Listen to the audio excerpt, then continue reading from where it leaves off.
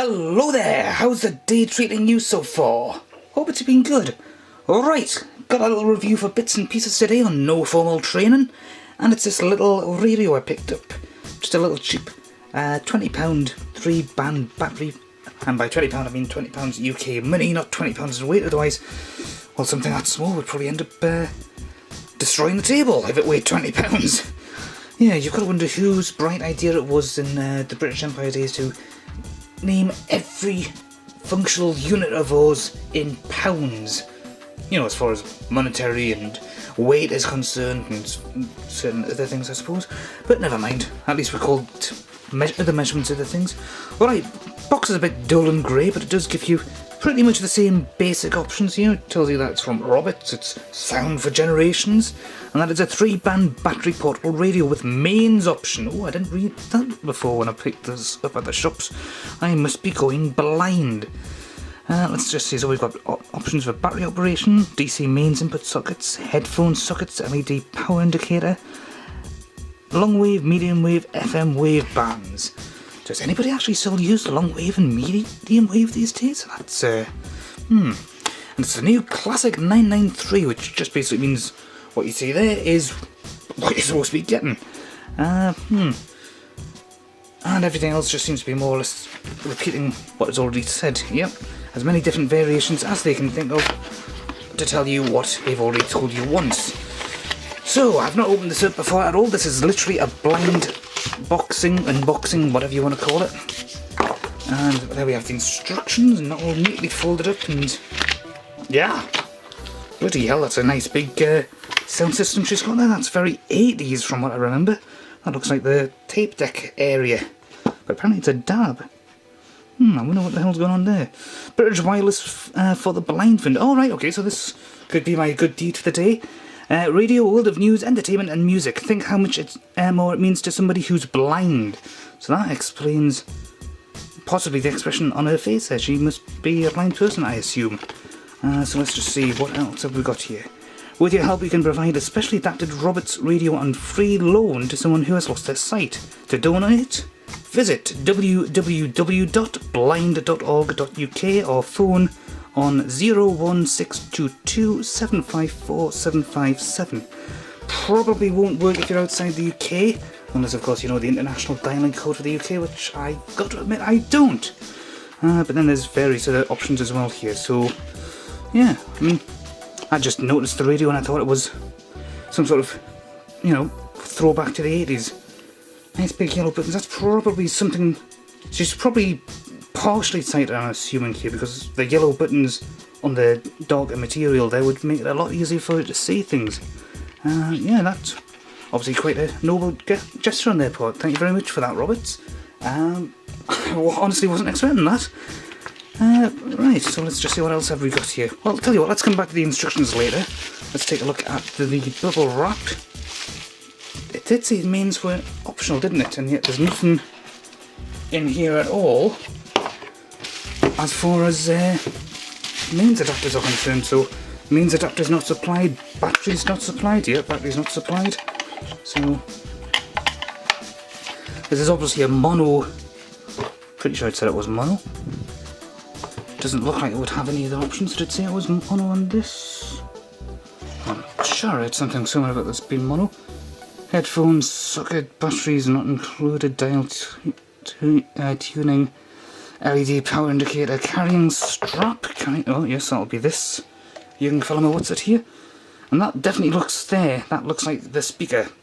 You might just be able to make up the circular motion. I can certainly see it more easily on the display screen on the camera than I can with the naked eye.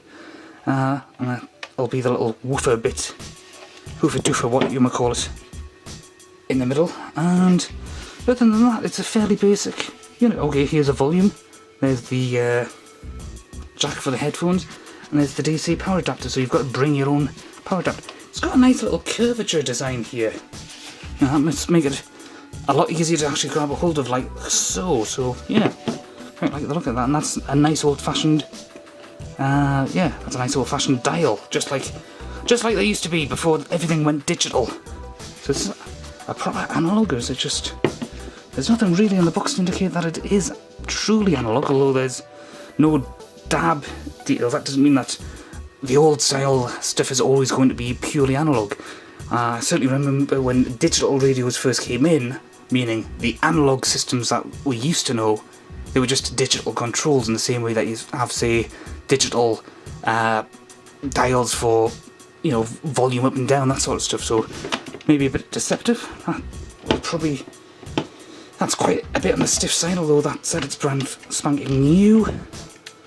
Ooh, doesn't fit in quite nicely. And that must be how you change the... Yes, that's how you change the frequency. So that button there indicates what the setting is. So that's medium wave, that's FM, and over that way is long wave. Right. I need batteries. Oh, I've got some.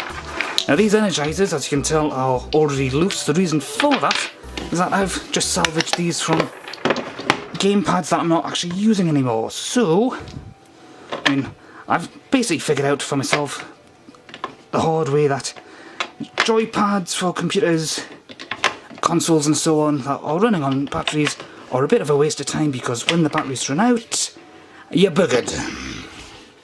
Especially when some of the games don't automatically pause, and it means you end up getting killed because your batteries are dead, and the game designers have been so lazy that you can't actually stop yourself from getting killed just because your batteries are dead. Yes, I'm going to stick to wired joypads for the foreseeable future. Let's just see how well this works. So usually these things are... Yep, that works, and it's incredibly painful to listen to static like that. Right, okay, I'm just going to turn that into a comfortable level. I'll just turn that down. You can just about hear the whir there. LED light comes in. Of course, that's the hum of long wave. So let's see what medium wave sounds like. Exactly the same. FM has gone quiet. I wonder. Let's just have a little listen. Now, of course, the thing about this is whatever radio station I could potentially tune this into, all of that will be copyright material, so I won't be able to play it on a YouTube video without getting some sort of copyright infringement strike at some point. So I'm going to play with the knob and see what comes out of it, and then quickly mute the video if I get something that could, actually work. But I'll have a little listen. This is on FM. Look at how the dial moves. Kids, this is how things used to work. Just turn the volume up a bit. It now sounded like an old 56k modem. This is what dial-up kind of sounded like. Sort of not.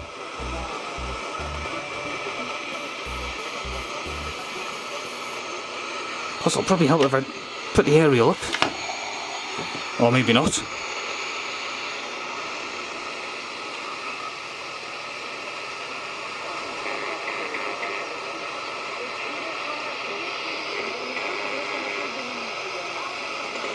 Oh, hang on, this is long wave, so yeah. This kind of proves that long wave there's nothing worth listening to, except maybe the death cry of a Dalek? Or some old 50s B-movie type sound effect?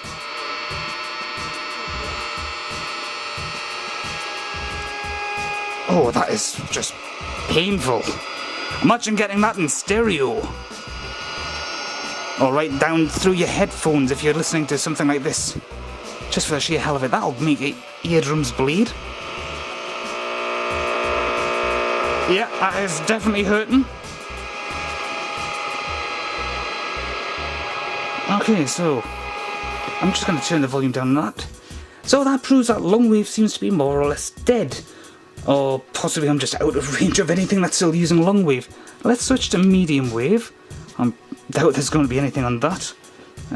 We'll turn the volume up again. This time the dial's going to go the other way. Oh, the excitement. I could hear voices there for a second, but not enough to pick up on.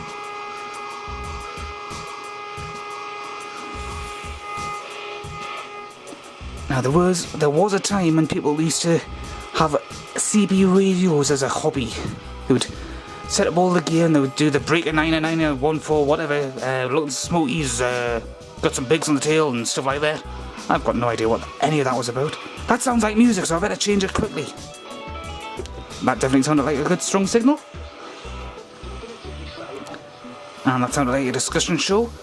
But yeah, you used to have people with CB radios, and I imagine trying to get other people, you know, get a connection to somebody else by doing this must have been exactly the same sort of thing as what we're doing now. Only possibly slightly less tedious. Okay, so I'm just going to speed through this. Oh, that was a voice, so let's move on. Let's avoid the copyright strikes. That sounded like a newscast. And there we go. Now, one thing you may have noticed if you've been... I'll just turn that off altogether for the time being and switch that onto FM just for the time being. Long wave and medium wave are basically both in the kilohertz range, whereas FM is in the megahertz. And FM basically gave a much stronger signal overall. Long wave and medium wave kind of sort of have died to a certain degree. But as I understand it, that's basically the various different frequencies that would have been used for both. Okay, because they're all kilohertz, and that's up to 280. That'll be going somewhere up into the early 400s. The early 500s will pick up here, and so on.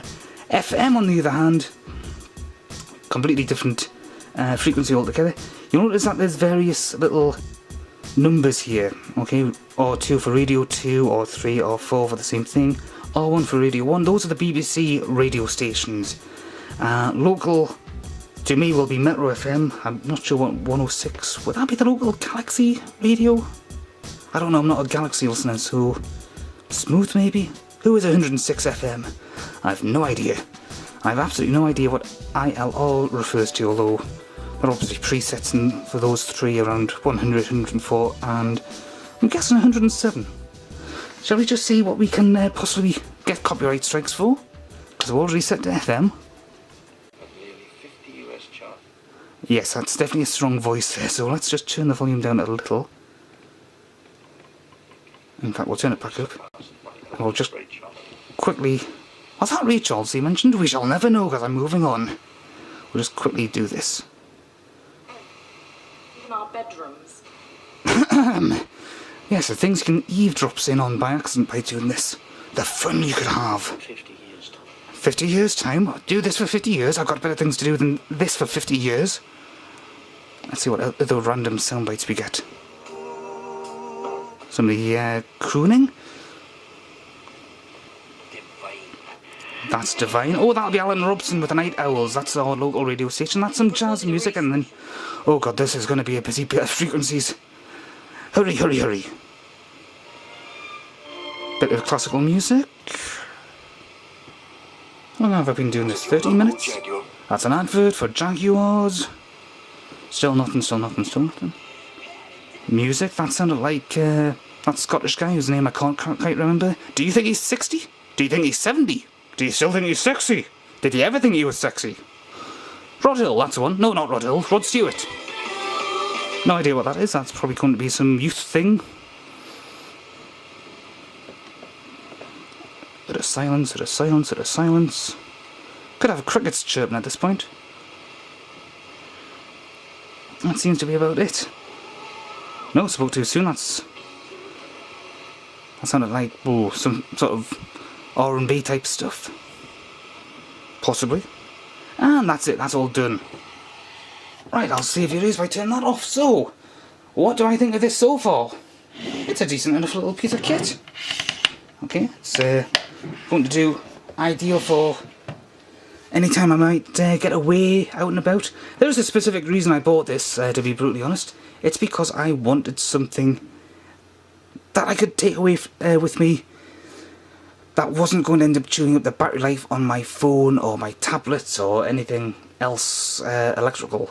Because in general I find that these things do tend to be just a bit more battery friendly than certain other things that we have in this day and age.